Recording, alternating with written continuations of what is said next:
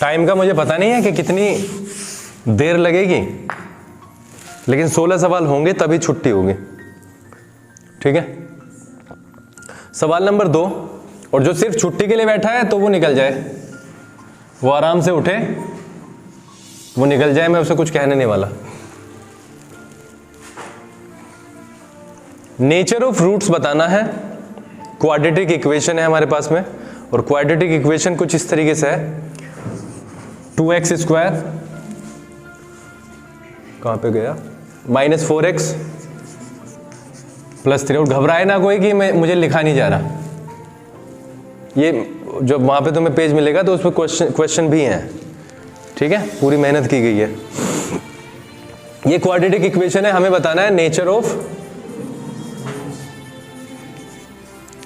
अब आप ये देखो कि नेचर ऑफ रूट्स हैं क्या। 3 तरीके के रूट्स होते हैं। पहला, रूट्स का मतलब सॉल्यूशन, ये तो सबको पता है, जिसको हम क्या कहते हैं, जीरो बोलते हैं। 3 तरीके से हो सकती है, या तो वो इक्वल रूट्स होते हैं, एक होता है क्या, डिस्टिंक्ट हो जाएंगे, अलग अलग, एक होता है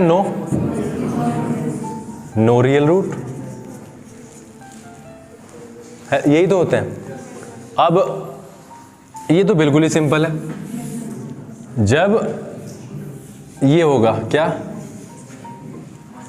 डी निकालते हैं, डी क्या होता है, अब आप वहीं पे पहुंच जाओगे जहां पे ले जाना चाह रहा हूं। हमें सबसे पहले क्या निकालना है, डी निकालना है। अब डी 2 तरीके के होते हैं, उसके बारे में मैं ज़्यादा डिटेल में जा नहीं रहा, आप कंफ्यूज रहोगे। एक डी छोटे वाला जिसे हम एपी में यूज़ करते हैं, और एक डी ये कैपिटल है जिसे हम डिस्क्रिमिनेंट बोलते हैं, और ये से हम क्वाड्रेटिक इक्वेशन में बोलते हैं, यूज़ करते हैं।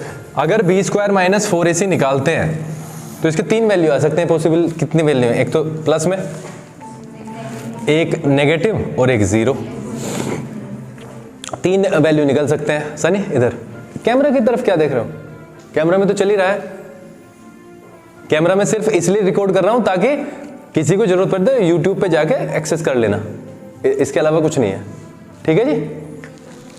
अब ये b² - 4ac कहां से प्राप्त करें, जो मूल रूप होता है क्वाड्रेटिक इक्वेशन का वो होता है कुछ इस तरह, ax² + ठीक है, a इज द कोएफिशिएंट, यानी गुणक होता है कितने हैं x², x कितने हैं वो b से प्रदर्शित होगा, और c यानी कांस्टेंट जिसमें हमें संख्या मिलेगी, माइनस में हो सकती है, प्लस में हो सकती है, वो एक अलग चीज है। तो यहां से अगर मैं देखूं तो a का वैल्यू 2 है, और b का वैल्यू -4 है, और c का वैल्यू 3 है। अब b का वैल्यू -4 है, इसमें किसी प्रॉब्लम है भाई। अगर आप देखो, इसकी कई बच्चे इसकी कंपैरिजन करते हैं, और यहां से उठा के सीधा b का वैल्यू 4 डाल देंगे, जो कि बिल्कुल ही, हमें साइन के समेत कंपैरिजन करनी है, क्योंकि साइन किसका है, ये साइन इसका नहीं है, किसका है, इसका है। तो साइन के साथ जब हम प्लस b को, अगर bx को किसके साथ, -4x के साथ कंपैरिजन करेंगे तो x से x खत्म, तो अपने आप ही बचेगा -4, है ना। तो इसमें लेजीनेस दिखाने की जरूरत नहीं है, नूपुर कैलकुलेशन में लेजीनेस दिखाने, हमें पूरा का पूरा बीच वाली डिजिट ही है, किसके साथ कंपैरिजन करनी है, सारे के साथ। जो जो कटता है उसे काट दो, जो बचता है उसका वैल्यू। ठीक है, इसमें एक आध बार गलत हो सकता है, पर उससे कोई फर्क नहीं पड़ता, गलती से कोई फर्क पड़ता नहीं है, सिर्फ एक ही बात होती है, इंप्रूवमेंट। गलती से सिर्फ एक ही बात होगी, वो होगा इंप्रूवमेंट। अगर आप बिल्कुल डेडिकेशन के साथ लगे हुए हो तो सुधार के अलावा दूसरी चीज होगी नहीं। ठीक है, यहां पे हम d निकालने की कोशिश करते हैं, b² - 4ac। देखो b² - 4 का स्क्वायर -4a, जब भी गुना हो तो अपनी सहूलियत के लिए आप ब्रैकेट्स का यूज करें, उसमें बिल्कुल भी संकोच ना करें कि भाई ब्रैकेट क्यों यूज करूं। ब्रैकेट यूज हो जाएगा, एक स्टेप बढ़ सकता है, लेकिन एक क्लैरिटी तो आ जाएगी कि ये सही होगा। a 2, c 3, बस हो गया काम, यानी 16। जब भी माइनस की पावर इवन होंगी तो प्लस में आएगा आंसर खुल के, माइनस की पावर अगर इवन होगी तो क्या होगा, प्लस में आएगा, और अगर रोड है तो माइनस कर देंगे। देखो माइनस रखते हैं, 4 2 ज़ा 8, 8 3 ज़ा, now what we get is -8। Clearly क्या हो जाएगा, जो d है ना वो 0 से छोटा है, ये क्या है, d 0 से छोटा है, नो रियल रूट। बहुत ही देखो स्पष्ट सी चीजें हैं। जब हमने पात्र लिया और इसमें ये भी डाल दिया, ये भी डाल दिया, ये भी डाल दिया, ये भी डाल दिया, और पता नहीं है कि क्या क्या डाल दिया गया, और फिर पढ़ना भी नहीं है, तो उसमें बनती है फिर खिचड़ी। फिर वहां से उठाने का प्रयास करोगे ना तो वो चीजें क्लियर तरीके से उठ ही नहीं पाएंगे। मैं सिर्फ तुमसे इतनी बात कह रहा हूं कि अब कम से कम चलो हमारे लेना सही, अपने मम्मी पापा की इज्जत के लिए काम कर लो।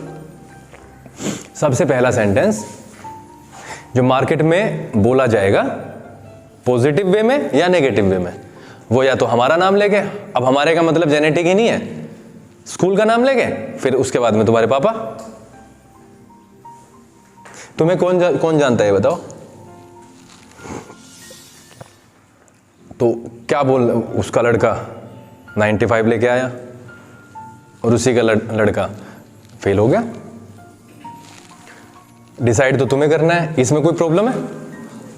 b² - 4ac, ये कई बार जीरो भी आ जाता है, तो जीरो के लेवल पे इक्वल रूट्स होते हैं, इक्वल रूट्स होते हैं ना जीरो के। और जब ये 1 2 3 4 5 6 7 8 9 आएगा तो डिस्टिंक्ट होंगे, रियली होंगे, डिस्टिंक्ट होंगे, अलग अलग होंगे। ठीक है सनी? इतनी चीज में कोई प्रॉब्लम हो तो मुझे इसको भी क्योंकि हम क्या कर रहे हैं, हम रिपीट करते जा रहे हैं पिछले 5 साल के। मैंने आपको हर सब्जेक्ट में कहा है अगर हम 5 साल के पेपर्स पे फोकस करते हैं तो कुछ प्रॉब्लम्स हमारी सोल्व हो सकती हैं। यहां पे हमने इसका यूज किया है, इस इंडिकेशन का, लेकिन हम लैंग्वेज में क्या लिखते हैं, since d is lesser than 0, d is negative, कैसे भी यूज कर सकते हो, and that is why this equation has no real roots. ये बहुत ही सिंपल है। ठीक है, दूसरी चीज, एक और इंपॉर्टेंट चीज, आपके क्वेश्चंस जो है ना जितने ज्यादा आएंगे उतना ही ज्यादा पूरी क्लास को फायदा होगा। 30 बच्चों की क्लास में या 45 बच्चों की क्लास में या 100 बच्चों की या 10 बच्चों की क्लास में कभी भी ऐसा नहीं हो सकता कि 30 सवाल या 16 सवाल समझाए जाएं और एक भी डाउट ना आए। अगर ऐसा है तो इसका मतलब वो क्लास प्रॉपर चल ही नहीं रही है, या तो टीचर की तरफ से या स्टूडेंट की तरफ से। अब आप देख लो, अगर मेरे पास क्वेश्चंस नहीं आए तो मैं तो ये मान के चलूंगा कि ये टाइम पास था, बस एक भूखे प्यासे टाइम पास। ठीक है, 2 सवाल हैं, हालांकि दोनों ही ऐसे नहीं थे कि डाउट्स आए, लेकिन आगे आगे जैसे जैसे सवाल आएंगे तो डाउट्स बढ़ सकते आएंगे। मतलब फाइंड द कॉमन डिफरेंस, आ गया वो डी स्मॉल वाला। हमारे पास में AP है 1/a 3 - a upon 3a and 3 - 2a upon 3a। ये AP है, लेकिन कहा गया है कि ये AP नहीं है अभी मेरे लिए, अभी के लिए AP नहीं है, सिर्फ कंफर्म करना है कि ये AP है कि नहीं। इससे ये घटाओ और इससे ये घटाओ, यानी A2 A1 A3, तो A2 और A1 का डिफरेंस बराबर होना चाहिए A3 और A2 के डिफरेंस के, तो ये AP है। खैर उन्होंने तो बिल्कुल सीधा सीधा कह दिया कि ये AP ही है, तो हमें D बताना है। तो D होता है A2 - A1। ठीक है, A2 - A1 और A2 - A1।